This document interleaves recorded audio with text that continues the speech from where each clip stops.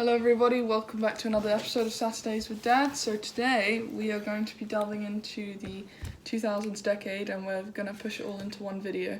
Unlike my other videos where we put it in date order of the year that it came out, we're just going to do it in order of bands because there's quite a lot here. Yeah. So do you want to say anything before we start? Yes, hi everyone. The 2000s for me represented the great coming again of progressive rock, right? The seeds were sown in the late 80s and obviously in the 90s and have came to my book into fruition into the 2000s. So we're going to have a lot of fun. We're going to go through from some albums with from a lot of very, very excellent groups, and we hope you enjoy it. Alright, so let's start. First band up we have is Dream Theater. Octavarian by Dream Theater. My personal favourite. This is Neve's favourite, but I also love this. For me, obviously, Metropolis is the one that I liked more, but this isn't far behind it. Once again, it's just great experimental progressive rock. It's modern day prog at its finest, and it really is a great album. So this is Octavarian by Dream Theater. Less on the prog side. This is more on this sort of like folky rock sort of thing, but it has to be in here. This is the Fleet Foxes' first album. This is surprised me so much because it came out and sort of people like me and who are into that kind of West Coast kind of sort of folky rock feel, particularly the harmonies and the way the music is structured. It's just like a winter's day, isn't it? Yeah, definitely. And it's so wonderful. I was so surprised, particularly in this country, that it did so well. All right. Yeah, but it did very well. And for once, the British people were right, because this is a great album. So this is Fleet Foxes, the first album. One of Mum's favourites. Yes, this is Maura's one of her favourite albums, and it is, to me, Green Day at their finest. It's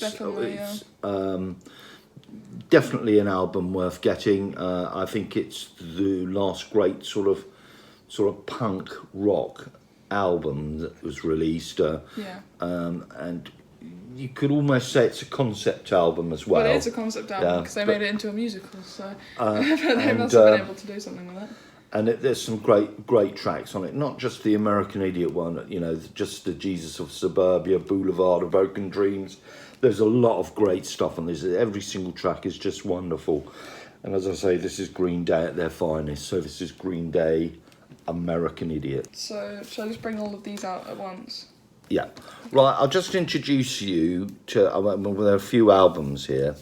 I'll just introduce you to this group because they are, to me, fantastic. Warren Haynes, and obviously the late lamented Alan Woody, but what a great band. So what we got here is By a Thread, which is wonderful. This is, what's this one? Life Before Insanity. I think this was the last album that Alan Woody was on. Okay.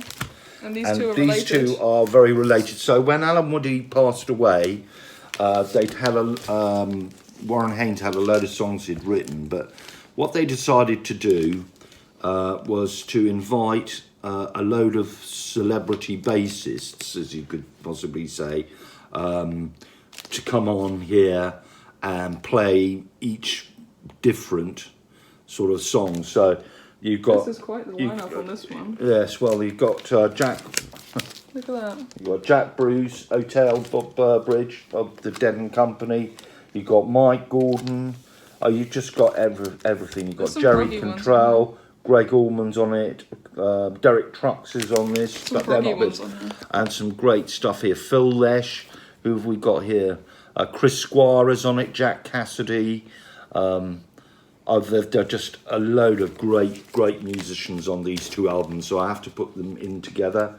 So this is the Deep End, volumes 1 and 2. I think this is my favourite album out of the albums that were released into the 2000s. This is my favourite album by Fish. and it was literally released at the turn of the 2000s.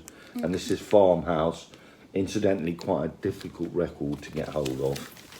A lot of people. We have one up for sale, right? And a lot of people have been asking for it. Anything else you wanted to say about that? No, not really. Fish come back again in the 2010. So we have another. We come now to what I consider one of the greatest bands of the 2000s, and unfortunately for me, late lamented, because I came to them late, and I just think they're just incredible, absolutely incredible. And it's, again, prog, the modern prog, like Dream Theater, at its absolute finest. The lads from Texas. Come on. So do you want to read out each? This album is the Bedlam in Goliath. The actual track Goliath in this, to me, is just absolutely incredible. It really is. Abarincula, I think that's how it's pronounced. It's good. There's so many good songs on this. I just could go on the whole time. This is Bedlam in Goliath, and this one here is Amphitecture, another great album. It again explores different kind of fields and everything like that. I mean, it's just a great album. One of my favourite albums which we've of mentioned all time. before. Francis the Mute. I don't know if we've told you, but I'm sure you guys who like the Mars Volta know, when they first started up, they had a lot of help from John Frusciante and also from Flea. And again, Flea doesn't play the bass on this, but he plays the trumpet, and it's jazz, it's Latin, it's everything. It's progressive rock at its finest. This is Francis the Mute. And lastly? The one that everyone talks about, the Deloused in the Comatorium. An absolutely... Ooh, wrong way around. An absolutely colossus of an album. And it's, for me, so difficult and very difficult for me to find out the differences between that and Francis and me. But for me, Francis just shades a bit.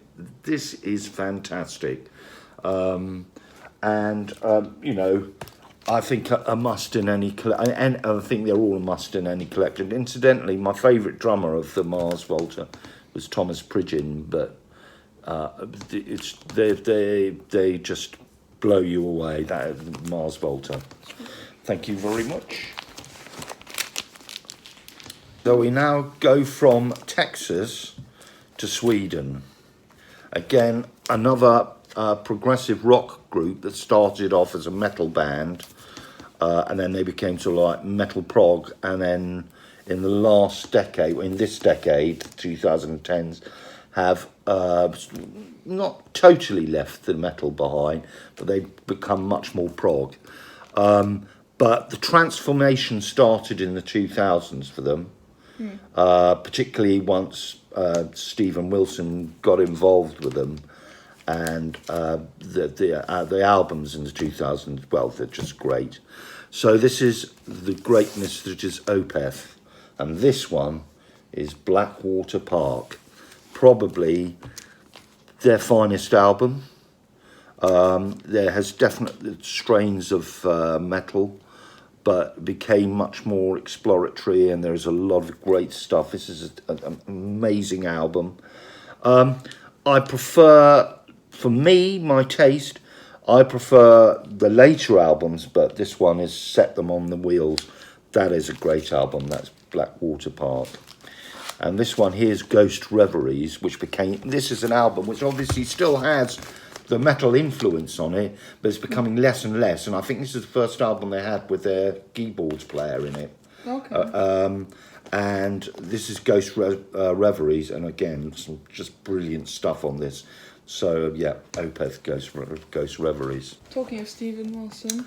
Talking of Stephen Wilson, with Radiohead, in my view, with Radiohead and Muse, the finest, those are the great British bands around at the moment, simply because they're just musically so much better than anything that's coming out in this country at the moment.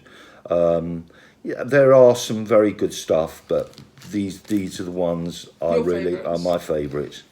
All right. So this is Porcupine Tree, and this is Light Bulb Sun. I think this has got possibly one of my, yes it is, one of my favourite songs on this album, Hate Song, which is just rocks. It really is. It's almost like, Hate Song is more like, almost like Leonard Skinner meets Pink Floyd. It's just really great. So this is Light Bulb Sun. Oh, this one, Deadwing. I have to say one word here, and this is Lazarus. Lazarus on this album is not just my favourite Porcupine Tree song amongst a plethora of greatness, Yeah. but it's the one that is so beautiful, and it's a sad album, obviously, because of the theme surrounding it, but it's once again just so wonderful. It's just mind blowing. So this is Deadwing by obviously Porcupine Tree. I think this is their best. Pound for pound, this is their best album. This is Fear of a Blank Planet. I love this album. Neve loves it. Well, Neve loves Porcupine Tree anyhow. Yeah. But we both love this, and it's got that great long track, Anaesthetize, which is just, it's like the modern day Echoes to me. It's just great. It's so brilliant. Once again, Stephen Wilson coming up on top, coming up trumps, and coming up with utter brilliance. So this is Fear of a Blank Planet by Porcupine Tree. Yeah. And coming up fast and very close, it's a bit like the Mars Volta for me between Deloused and Francis, In Absentia. In Absentia explores so much deep psychological stuff, and you know, the thing is, if we go just to Porcupine Tree for the moment, he surrounds himself with fantastic musicians, King Crimson musicians. He's had Robert Fripp, he's had all sorts of people, a lot of the Dream Theatre guys, they've worked with him as well. Yeah. I mean, he is the best musician in England, full stop. At the moment. At the moment, yeah. A little bit less on the prog side. Yes, much more exploratory and wonderful though. So this is Kid A. Kid A is, I actually thought that, and don't get me wrong, I think for me, the OK Computer and the Bends are my two favourite, but again, coming up on the fast lane, this incredible album, Kid A, sort of like a different thing. Again, it has this sort of, It's more of an electronic-y kind of album. exactly, there's not so much of like flashing guitars that you get, particularly in the early stuff like, you know, Pablo Honey and the Bends and everything like that. Oh, it's definitely a different turn. It's a definite turn, and it's a turn for the good. This is a fantastic album, one of the great albums of the new millennium. So this is Kid A by Radiohead, and again, another really great album. This is, I'll take it out of the thing. So this is the album In Rainbows. Again, the top of the game. They just absolutely knock it out of the park, these guys. And it's not just Tom, you know, it's, you know, obviously Johnny Greenwood, Ed O'Brien, and, you know, and the rest of them. I mean, they're just a great band.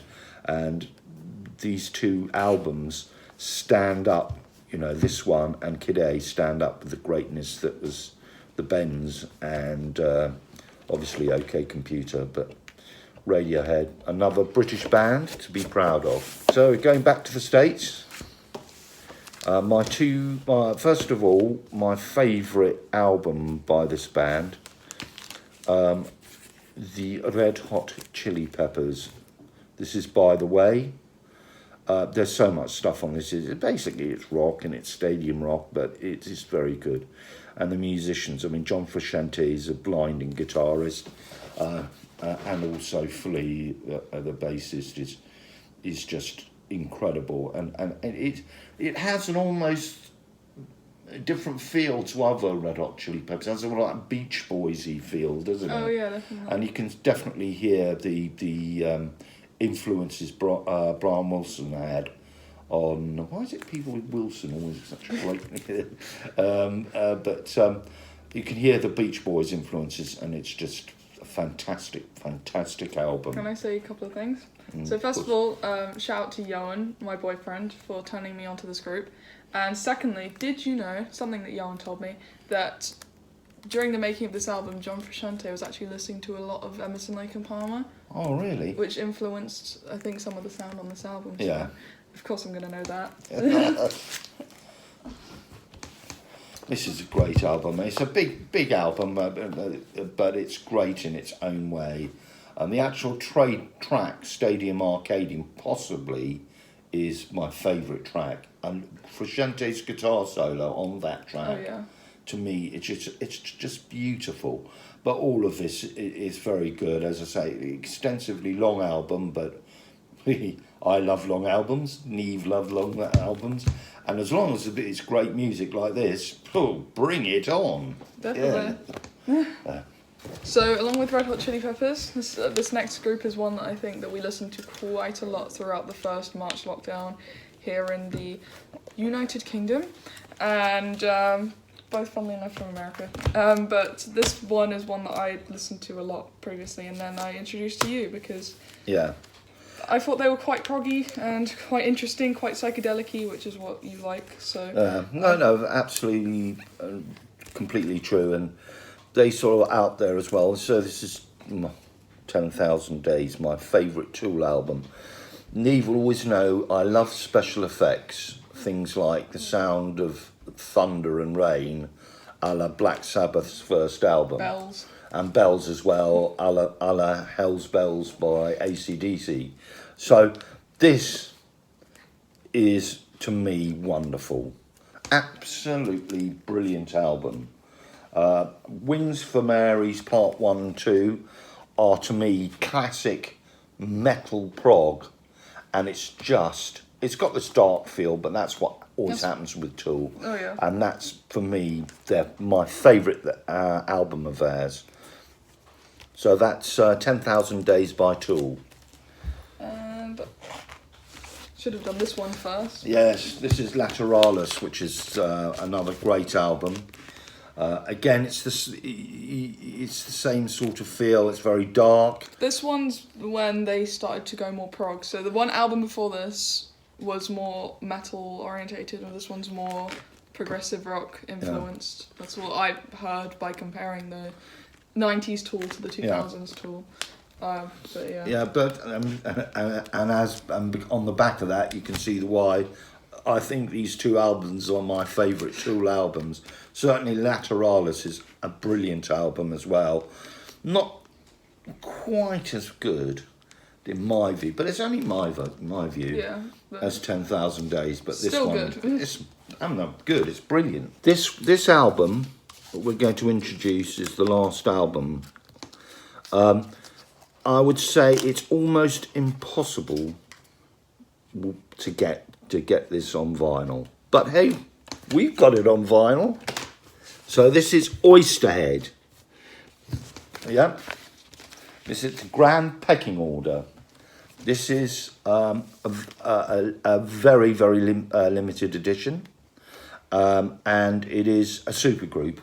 Yeah. Like Cream and bands like that before. This one is an amalgamation of three amazing musicians. Les Claypool, who's one of the best bassists in the modern era. Trey Anastasio played Jerry Garcia's role in the Fare Thee Well concerts. So for me, Say No More.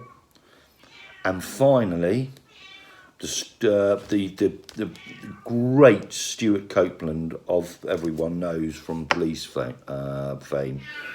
It's got everything in here. It's got prog rock, it's got psychedelic rock, it's also got a jam feel on it and everything like that.